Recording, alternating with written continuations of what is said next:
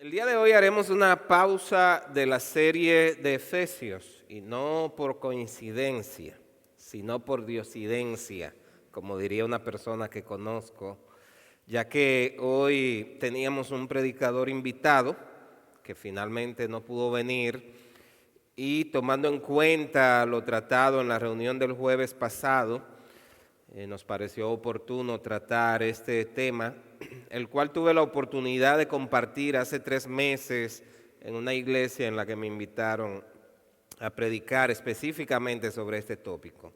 Le voy a pedir por favor que abra su Biblia en el Salmo 32. Lo vamos a leer completo, aunque nos estaremos enfocando en los primeros 5 versículos.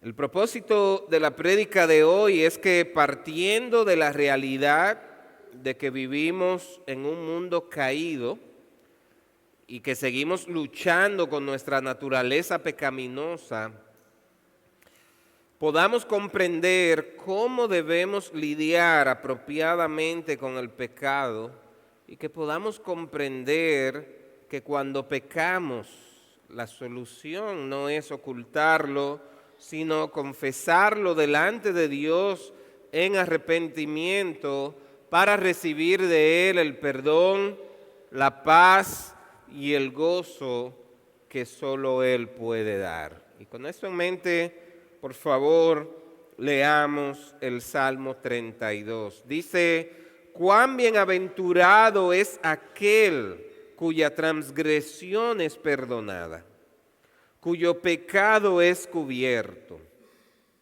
Cuán bienaventurado es el hombre a quien el Señor no culpa de iniquidad y en cuyo espíritu no hay engaño. Mientras callé mi pecado, mi cuerpo se consumió con mi gemir durante todo el día. Porque día y noche tu mano pesaba sobre mí, mi vitalidad se desvanecía con el calor del verano. Te manifesté mi pecado y no encubrí mi iniquidad. Dije: confesaré mis transgresiones al Señor, y tú perdonaste la culpa de mi pecado. Por eso, que todo santo ore a ti en el tiempo en que pueda ser hallado. Ciertamente en la inundación de muchas aguas no llegarán estas a él. Tú eres mi escondedero. De la angustia me preservarás, con cánticos de liberación me rodearás. Yo te haré saber y te enseñaré el camino en que debes andar. Te aconsejaré con mis ojos puestos en ti. No seas como el caballo o como el mulo que no tienen entendimiento, cuyos arreos incluyen brida y freno para sujetarlos, porque si no, no se acercan a ti. Muchos son los dolores del impío, pero el que confía en el Señor, la misericordia los rodeará. Alegraos en el Señor y regocijaos justos. Dad voces de júbilo todos los rectos de corazón. Oh Padre, gracias por tu bondad, esa fidelidad que sigue persiguiéndonos a pesar de nosotros mismos. Gracias, Señor, porque tu bondad es, Señor, tan grande. Gracias, Señor, porque en ti encontramos perdón, encontramos paz. Háblanos en esta mañana, Señor. Que nuestros oídos estén atentos a tu palabra. Te lo pedimos en el nombre de Jesús. Amén. Amén. Francisco era un teólogo muy brillante y dotado, cierto tipo de estrella intelectual. Vivía y trabajaba con la palabra de Dios todos los días. Llevaba casado 15 años. Tenía 4 hijos que iban desde un adolescente hasta uno más pequeño. Y había llegado a un seminario teológico después de una exitosa carrera en finanzas. Y un día, después de varias sesiones de una clase de consejería, Francisco decidió acercarse al profesor con el fin de conversar con él sobre un caso particular. Para el consejero se hizo obvio que Francisco estaba atravesando un momento difícil y tenía dificultad para expresar sobre lo que había en su corazón, lo que le había motivado a buscar ayuda. Pero después de un momento dijo abruptamente: en el sótano tengo un closet con ropa de mujer que me pongo en la noche. Es el único momento de mi día en que me siento cómodo.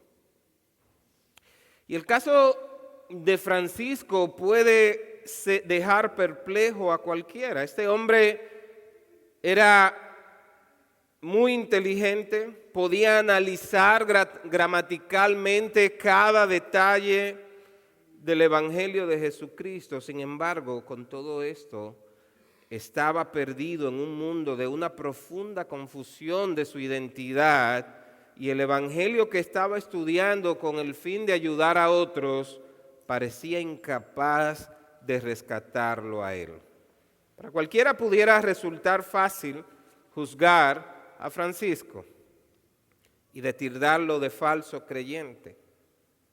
Pero antes de nosotros poder señalar, es importante que nos evaluemos a nosotros mismos. Si hacemos un análisis de nuestra propia vida, podemos darnos cuenta de que luchamos con el pecado también. Quizás tu lucha no sea la misma que la de Francisco, pero puede ser que tengas años lidiando con pecados ocultos o con pecados que no has confesado y que te hacen sentir miserable. Pero si hay algo que podemos y debemos amar y estar eternamente agradecidos, es que la palabra de Dios es una lámpara que ilumina nuestro camino, aun cuando vamos por el más oscuro valle.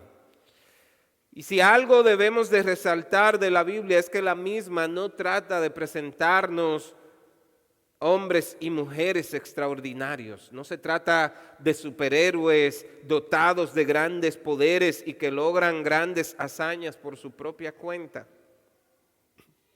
Lo que Dios hace a través de su palabra es mostrarnos un mundo real con hombres y mujeres reales que vivieron luchas reales y que hoy sirven de ejemplo para nosotros. Y ese es el caso del rey David.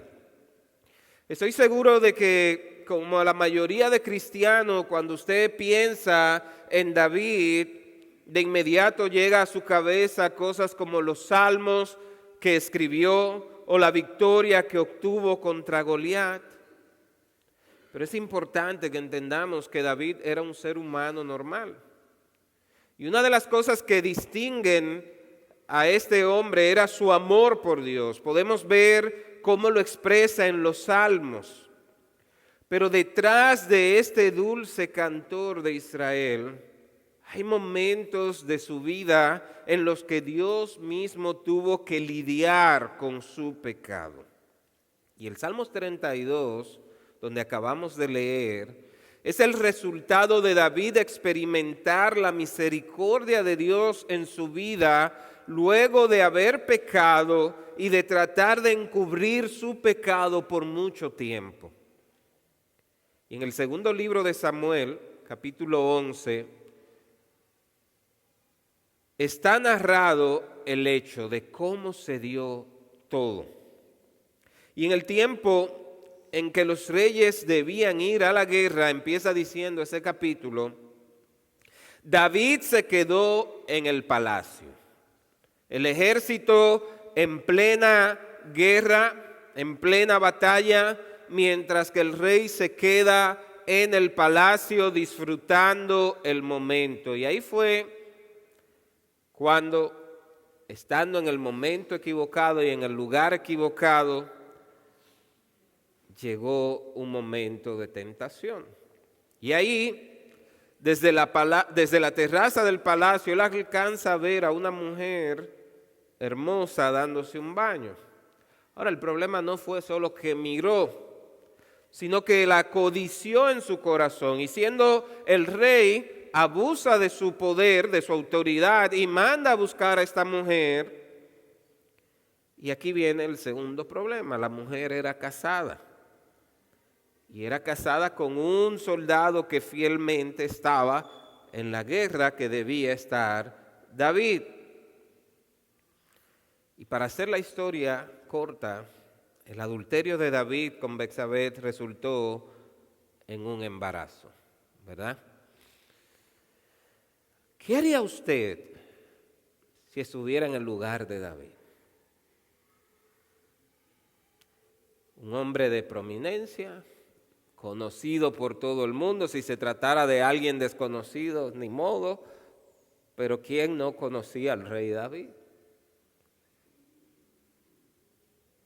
Yo no puedo imaginar cuántos pensamientos pasaron por la cabeza de David.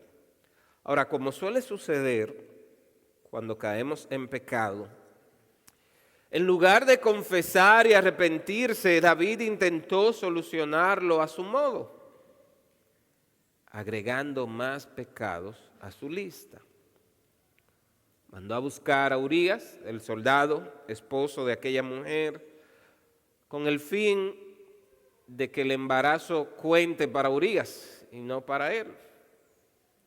Pero resulta que el soldado salió más fiel e íntegro que David y dijo: ¿cómo va a ser, rey? ¿Cómo va a ser que con todos mis compañeros en guerra voy yo a estar aquí disfrutando de la intimidad de mi esposa? No. Pero sabe que el pecado nos engaña y nos quiere llevar cada vez un paso más allá. Y si hay algo que es buena, en lo que es buena la mente humana, es creando perversidad, maquinando qué cosas hacer. Así que David dice: ok, Urías, vamos a hacer otro intento. No de hacerlo bien, sino de encubrir esto. Así que emborracha a Urías, y ni siquiera después de ebrio, Urías pierde su integridad. Así que todavía, si usted cree que es esto, David llega a un nivel más bajo. Planeó la muerte de este hombre. Y luego de dar aviso que ya estaba muerto Urías, entonces hizo a Betsabé una de sus esposas. Con Urías muerto, aparentemente todo volvía a la normalidad. David seguía siendo el rey. Nadie se había enterado de lo acontecido. Su reputación como rey estaba limpia. En su mente todo estaba resuelto. Pero a David le pasó lo que nos pasa tantas veces a nosotros. Nos olvidamos de que podemos engañar a todos, pero no podemos engañar a Dios. Él intentó seguir su vida como si nada hubiese pasado. El hombre había fallado al no estar con su ejército en la batalla, codició a una mujer que no era su esposa, comete adulterio con ella y, como si fuera poco, comete asesinato. Y para poner la cerecita al pastel, continúa su vida ocultando todo esto y sin confesar su pecado delante de Dios. Ahora, si usted ha volado chichigua, cometa, tenemos la frase: dale soga, suéltale, ¿verdad? Así va el Señor, dándonos soga, soltándonos. Y Él dejaba a David hasta un momento dado. Quizás cuando David pensó que ya todo esto se había quedado atrás, el Señor le sale al encuentro a través del profeta Natán. Y si usted quiere, por favor, abra su Biblia y vaya conmigo a 2 de Samuel, capítulo 12.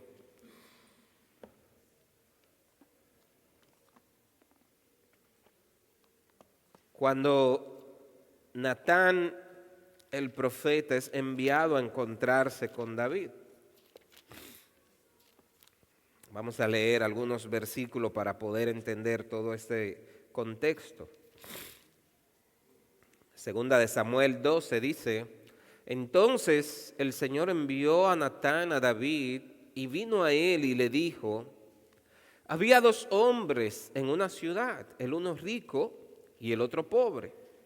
El rico tenía muchas ovejas y vacas, pero el pobre no tenía más que una corderita que él había comprado y criado, la cual había crecido junto con él y con sus hijos. Comía de su pan, bebía de su copa y dormía en su seno, y era como una hija para él. Vino un viajero al hombre rico, y éste no quiso tomar de sus ovejas ni de sus vacas para preparar comida para el caminante que había venido a él, sino que tomó la corderita de aquel hombre pobre y la preparó para el hombre que había venido a él. Y se encendió la ira de David en gran manera contra aquel hombre, y dijo a Natán: vive el Señor, que ciertamente el hombre que hizo esto merece morir, y debe pagar 4 veces por las corderas, porque hizo esto y no tuvo compasión. Entonces Natán dijo a David: tú eres aquel hombre.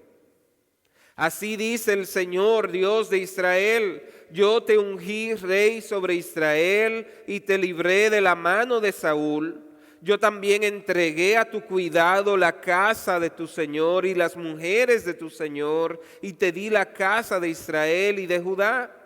Y si eso hubiera sido poco, te hubiera añadido muchas cosas como estas. ¿Por qué has despreciado la palabra del Señor, haciendo lo malo a sus ojos? Has matado a espada a Urías hitita, y has tomado a su mujer para que sea mujer tuya, y lo has matado con la espada de los hijos de Amón. Ahora pues, la espada nunca se apartará de tu casa, porque me has despreciado y has tomado la mujer de Urías hitita para que sea tu mujer. Así dice el Señor: he aquí, de tu misma casa levantaré el mal contra ti, y aún tomaré tus mujeres delante de tus ojos y las daré a tu compañero, y éste se acostará con tus mujeres a plena luz del día. En verdad, tú lo hiciste en secreto, pero yo haré esto delante de todo Israel y a plena luz del sol. Entonces David dijo a Natán: he pecado contra el Señor. Y Natán dijo a David: el Señor ha quitado tu pecado, no morirás. Sin embargo, por cuanto con este hecho has dado ocasión de blasfemar a los enemigos del Señor, ciertamente morirá el niño que te ha nacido. Tremendo, ¿verdad? Solo leer esto es como, wow. Parece una historia de novela, pero está ahí en la Biblia. Si usted no lo había leído, sí, es bíblico. Y tiene como protagonista a un hombre considerado como un verdadero siervo de Dios. Imagínese. Después de esta dura confrontación por Natán, y creo que notemos algunas cosas. Usted ve lo rápido que somos para juzgar. Cuando David escucha esta parábola, ¿cuál fue su reacción? Dice que se airó, emitió un juicio. Ese merece morir. Me hubiese gustado estar ahí a ver la cara de David cuando le dijeron: ese hombre eres tú. Ese hombre eres tú, David. Y aunque quisiera hablar mucho de esta historia, quiero que nos enfoquemos en el versículo 13 que nos conecta con el salmo que estamos leyendo. Luego de esta confrontación, y le dicen: ese hombre eres tú, David dice: he pecado contra Jehová. Y de inmediatamente reconoce esto. Ahí está la conexión con el Salmo 32, y luego Él ora a Dios suplicando perdón. Y usted puede, le invito a que lea más adelante el Salmo 51, el cual es la oración de arrepentimiento de David. Cuando él ora, se arrepiente, expresa su pesar delante de Dios. Y luego de esa oración, él escribe el Salmo 32. ¿Y cómo él inicia este salmo? Él dice: cuán bienaventurado es aquel cuya transgresión es perdonada, cuyo pecado es cubierto. Y él repite de nuevo en el versículo 2, cuán bienaventurado es el hombre a quien el Señor no culpa de iniquidad y en cuyo espíritu no hay engaño. David hablaba aquí de la gran bendición que hay para el hombre o la mujer que conoce el perdón de Dios. Su pecado ya no está expuesto, queda cubierto. Y para entender la dicha del perdón, primero tenemos que reconocer lo serio que es el pecado. David sabía que era un pecador culpable, sabía la gravedad del pecado y lo bueno que es ser verdaderamente perdonado. David sabía, como Pablo declararía más adelante en Romanos 4, 6 al 8, la bendición, la bienaventuranza del hombre a quien Dios atribuye justicia sin obras. Si David hubiese sido juzgado por las obras, merecía condenación. No merecía perdón.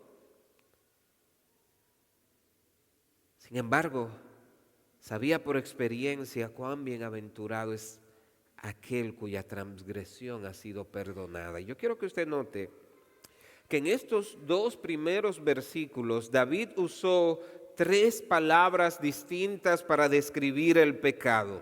Él habla de transgresión, habla de pecado y habla de iniquidad. Y la idea detrás de transgresión es cruzar una línea, desafiar a la autoridad o toda violación de la ley civil o moral. David sabía que como delante de Dios, como diríamos los dominicanos, él sabía que él había cruzado esa línea, él sabía que él había metido la pata, no una, dos y el cuerpo entero. Falló. Desobedeció. El mandamiento dice: no cometerás adulterio, pero fue precisamente lo que hizo David. El mandamiento dice: no matarás, pero él derramó sangre inocente con el fin de guardar su reputación. Falló. El segundo término que él usa, pecado, en el idioma original da la idea de quedar corto o errar al blanco. Déjeme ponerlo en términos deportivos.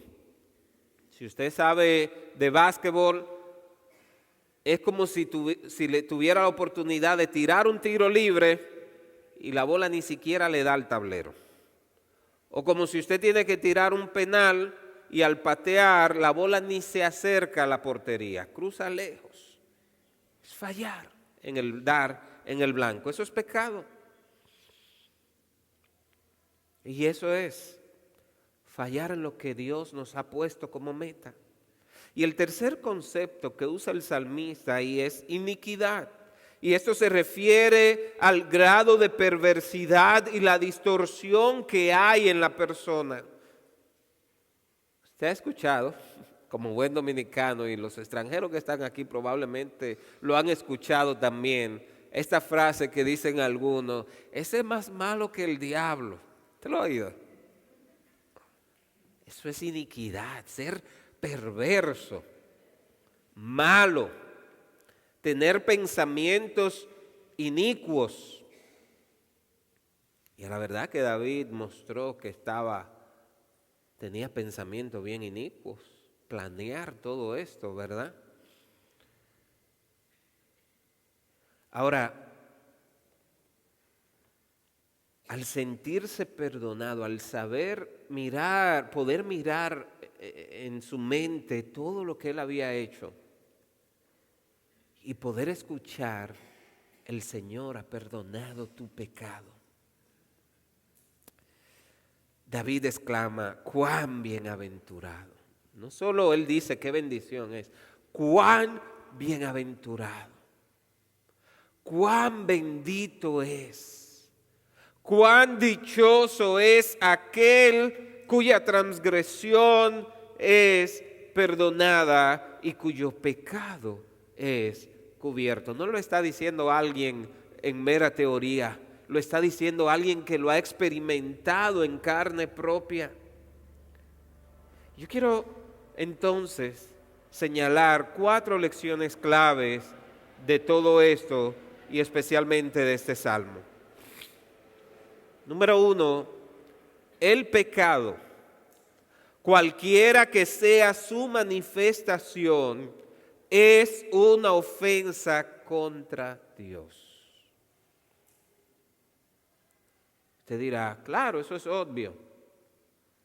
Sí, pero muchas veces en quien menos pensamos es en Dios.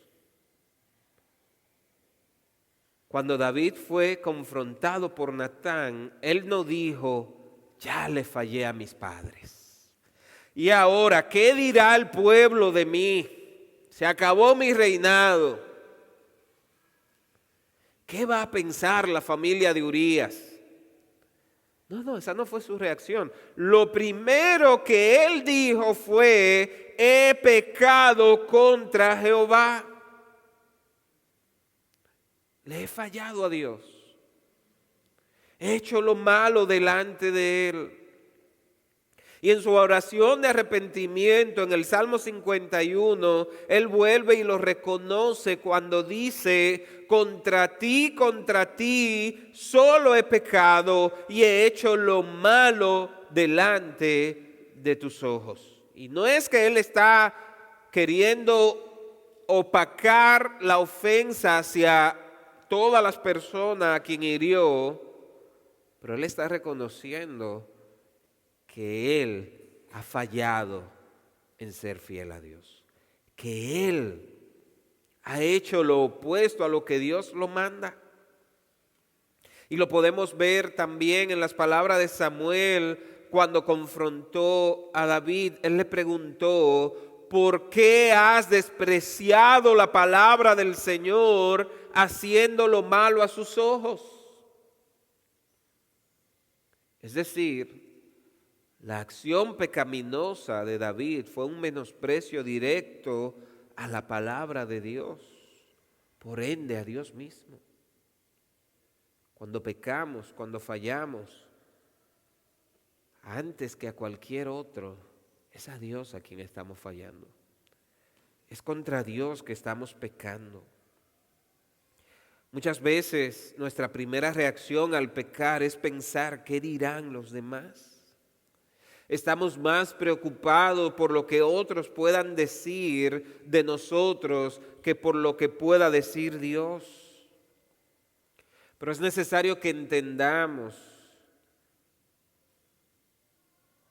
que pecar es fallar en hacer la voluntad de Dios. Por encima de a quien hayamos ofendido. Y es por eso que aunque intentamos ocultar el pecado, este seguirá persiguiéndonos hasta que vengamos a Dios en arrepentimiento. Hasta que podamos decirle, Señor, te fallé. Y esto nos lleva a la segunda lección.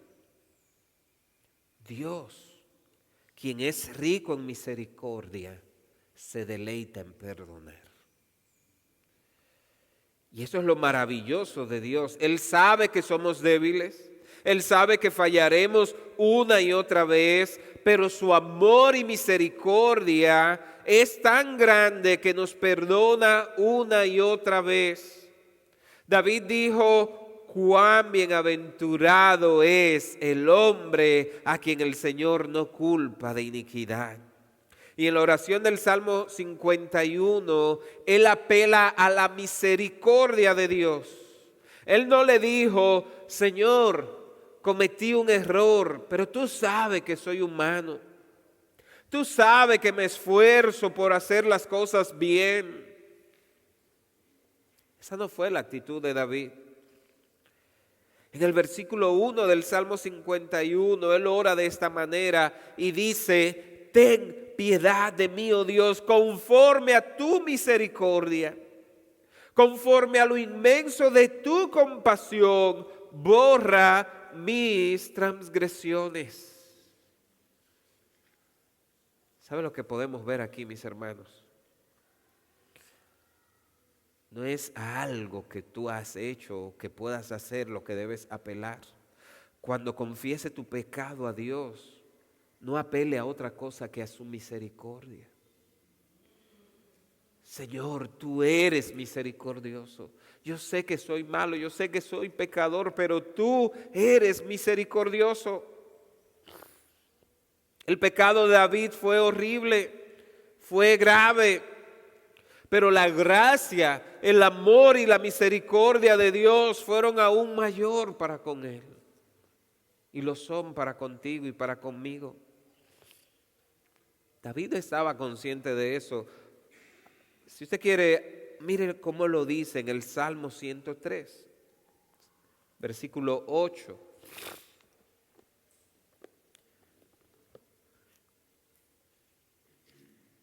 Salmo 103, desde el 8 dice, compasivo y clemente es el Señor, lento para la ira y grande en misericordia.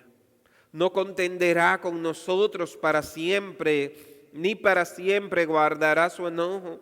No nos ha tratado según nuestros pecados, ni nos ha pagado conforme a nuestras iniquidades. Porque como están de alto los cielos sobre la tierra, así es de grande su misericordia para los que le temen. Como está de lejos el oriente del occidente, así alejó de nosotros nuestras transgresiones. Como un padre se compadece de sus hijos, así se compadece el Señor de los que le temen. Porque Él sabe que estamos hechos. Él sabe de qué estamos hechos y se acuerda de que somos solo polvo. Qué lindo. Qué hermosa verdad nos presenta esto. Muchas veces tenemos un concepto errado de Dios. Pensamos que Él está ahí esperando a que fallemos para castigarnos y condenarnos y decirnos, te vas al infierno. Pero lo que vemos aquí es diferente. Así como usted no puede medir la altura de aquí del cielo, así es su misericordia para con nosotros. Si no fuera por su misericordia, estaríamos aquí. Dios se deleita en perdonar. La tercera lección del Salmo 32 es que el pecado, cuando no es confesado, causa culpa y pesar. Cuando usted peca delante de Dios y se queda callado, aunque por fuera parezca que está todo bien, su mundo interior va a estar totalmente en caos. Mire cómo lo dice David, versículos 3 y 4. Mientras callé, se envejecieron mis huesos en mi gemir todo el día, porque de día y de noche se agravó sobre mí tu mano, se volvió mi verdor en sequedades de verano. La Nueva Traducción Viviente lo dice de este modo. Mientras me negué a confesar mi pecado, mi cuerpo se consumió y gemía todo el día. Día y noche tu mano de disciplina pesaba sobre mí. Mi fuerza se evaporó como agua al calor del verano. ¿Sabe lo que significa? Lo que él está describiendo ahí. Este hombre no tenía paz. interior, lo que él estaba viviendo interiormente se empezó a notar exteriormente incluso. Se le alteró el sueño, se le alteró el apetito. Pero ahora,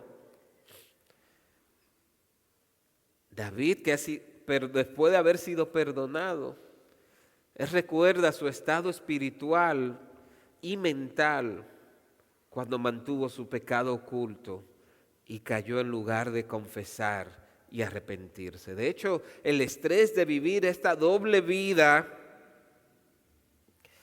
y el pecado no confesado le hicieron sentirse viejo, oprimido, seco, sin ánimo de vivir. Sentía que ya no tenía fuerzas. Había pasado casi un año desde aquellos acontecimientos en los que David pecó y el momento en que fue confrontado por Natán. Y lo sabemos porque ya vemos ahí que el bebé había nacido y todo. Y durante todo este tiempo David estaba ahí, ocultando el pecado, callado. Trató de seguir adelante como si nada hubiese pasado. Él pensó que como nadie más se había enterado, quizás solo el general del ejército, el capitán del ejército, él dijo, está todo bien. Pero en lugar de sentir paz y alegría, él sentía un peso que no lo dejaba vivir reposadamente. Incluso el pecado no confesado, como dije ya, le estaba afectando físicamente. Es que no podía comer tranquilo. Se estaba quedando sin fuerzas. Y esto es lo que ocurre, mis hermanos, con el pecado no confesado. Nos roba la paz. La conciencia nos acusa día y noche. Vivimos como si alguien nos estuviera persiguiendo, porque el pecado interrumpe nuestra comunión con Dios. Ahora, la sequedad de David no fueron malas noticias, de hecho, para él. ¿Por qué? Porque demostraron que él era de hecho un hijo de Dios y que el pacto de Dios no le permitiría permanecer cómodo en el pecado habitual o no confesado. ¿Cómo así? Una persona que no siente miseria cuando ha pecado, una persona que no siente ningún remordimiento de su pecado, una persona que vive cómodo en su pecado, está demostrando que no pertenece a Dios. El que practica el pecado no es de Dios. El que vive deleitado en el pecado no es de Dios. Ahora, como David era un hombre de Dios, al no haber confesado, su conciencia lo estaba acusando.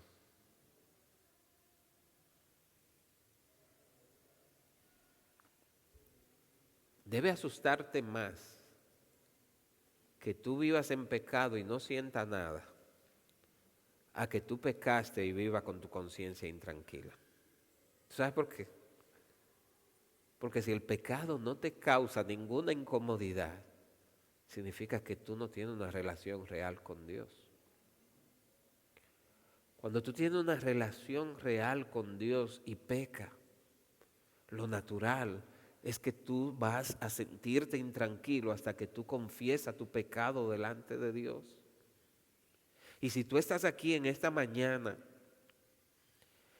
y el pecado no causa ninguna incomodidad para ti, quiero decirte, necesitas a un Salvador, necesitas a Cristo. Él es grande en perdonar.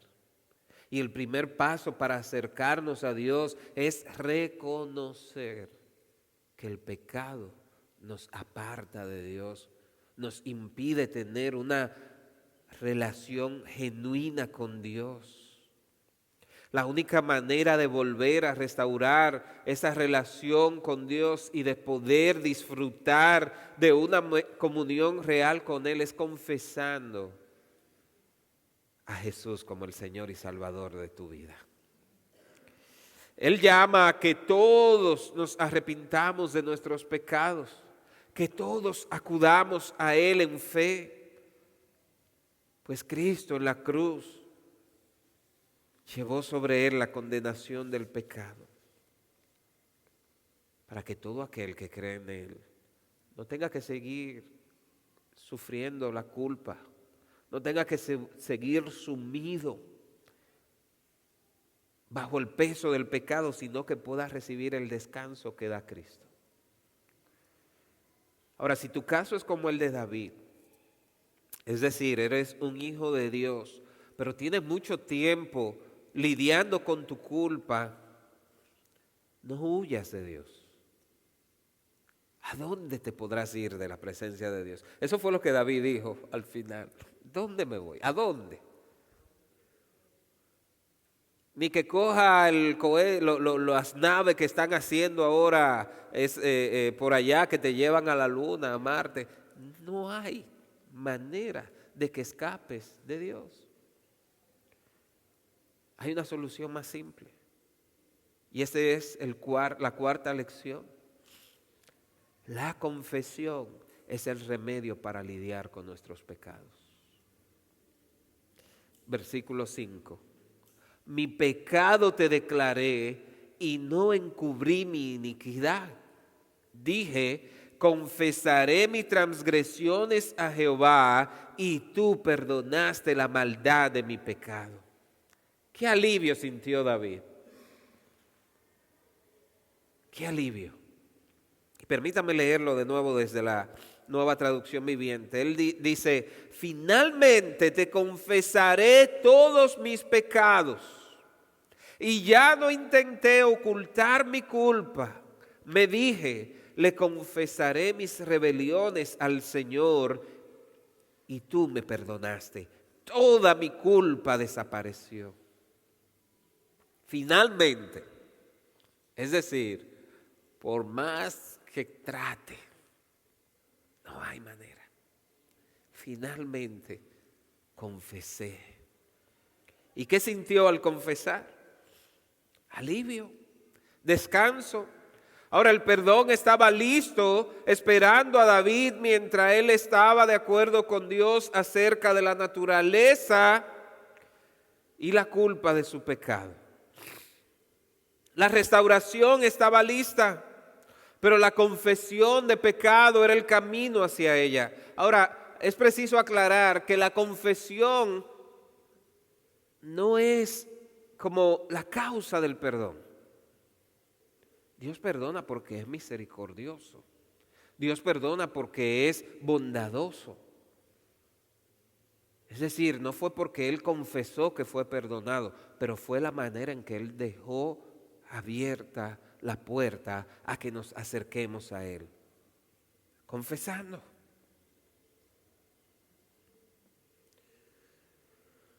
Él confesó y experimentó este perdón de inmediato, así como el hijo pródigo confesó y fue perdonado de inmediato. Aquí no había libertad condicional, no, había perdón. Cuando tú confiesas tus pecados, Dios no te dice, ok, déjame darte unos días de prueba a ver si es verdad que tú te arrepentiste. Yo te voy a perdonar después de. Cuando tú vienes a Él en arrepentimiento, Él te perdona. Cuando ese arrepentimiento es genuino, cuando venimos a Él en humildad y confesamos nuestros pecados, Él nos perdona. Cuando David se sintió perdonado, él dijo, toda mi culpa desapareció. No un poquito, toda. ¿Y sabe por qué? Que Dios no lleva un registro de tus pecados. Cuando te arrepientes, Él perdona. Esos pecados son borrados de la lista. Ya no tiene que sentir culpa y vergüenza. En lugar de eso, puedes sentir paz y disfrutar la comunión con Él. Mis hermanos, es inevitable que pequemos. Inevitable. Más veces de la que pensamos o de la que nos damos cuenta, erramos al blanco en mantenernos fiel a Dios. Pero Él nos recuerda en la primera carta de Juan, capítulo 2, versículo 1, hijitos míos, les escribo estas cosas para que no pequen. Y si alguien peca, tenemos abogado para con el Padre, a Jesucristo el justo. No pequen, pero sabe que somos débiles, que vamos a pecar. Y entonces nos recuerda, hay una solución. Jesucristo. Cuando te sientas tentado a sentir condenación, recuerda que Cristo es tu abogado y que Él llevó sobre sí la condenación de nuestro pecado. Primera de Juan 1:9 dice, si confesamos nuestros pecados, Él es fiel y justo para perdonarnos los pecados y para limpiarnos de toda maldad. No solo de uno, no solo de un poquito, de toda. No importa cuán grande sea el pecado, su gracia es mayor. David fue perdonado. Francisco, el teólogo de la historia que conté al principio, fue a Dios en arrepentimiento y sintió el alivio de la carga que llevaba. Y esa gracia también está disponible para ti. Vamos a ponernos de pie. Quiero invitarte en oración a Dios, puedas confesar tus pecados, no al hombre, a Dios. Habla con Dios. Todos fallamos, ya sea con nuestras palabras, con nuestras acciones o con nuestros pensamientos. Quizá tu pecado sea de omisión, es decir, estás dejando de hacer las cosas que Dios te manda que hagas. Quizás piensa que tu pecado es muy grande, pero la gracia de Dios es mayor. Nuestro Padre es misericordioso, perdonador. Jesucristo dijo, vengan a mí todos los que están trabajados y cargados, que yo los haré descansar. El pecado es como una carga muy pesada que nos aplasta. Y el único que puede aliviarnos de esa carga es Cristo cuando venimos a Él en arrepentimiento por medio de la fe. La carga de David que David llevó durante un año le costó caro. Quebrantó su salud, atormentó su mente, hirió su espíritu, hizo estragos en su casa, desilusionó al pueblo de Dios, fue la burla de los impíos. Pero finalmente David dijo, mi pecado te declaré y no encubrí mi iniquidad. Dije, confesaré mis transgresiones a Jehová. ¿Y cuál fue el resultado? Y tú perdonaste la maldad de mi pecado. Y eso mismo es lo que el Señor ofrece. Proverbios 28:13 dice, el que encubre sus pecados no prosperará, mas el que los confiesa y se aparta alcanzará misericordia. Señor, en esta hora aquí estamos.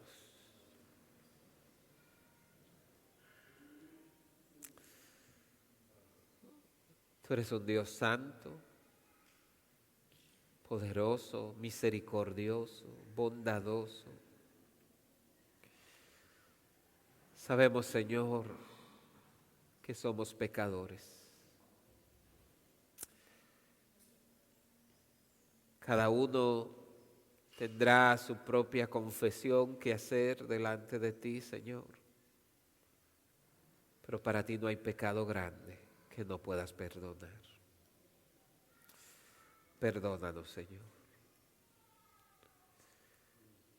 Límpianos de toda nuestra maldad. Oh, lávanos, Señor.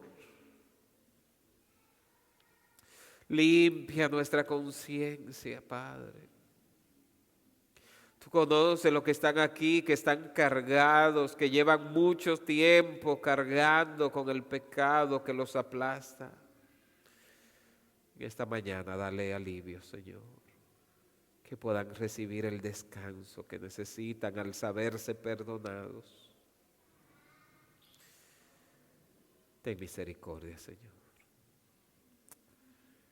Te lo pedimos en el nombre de Jesús.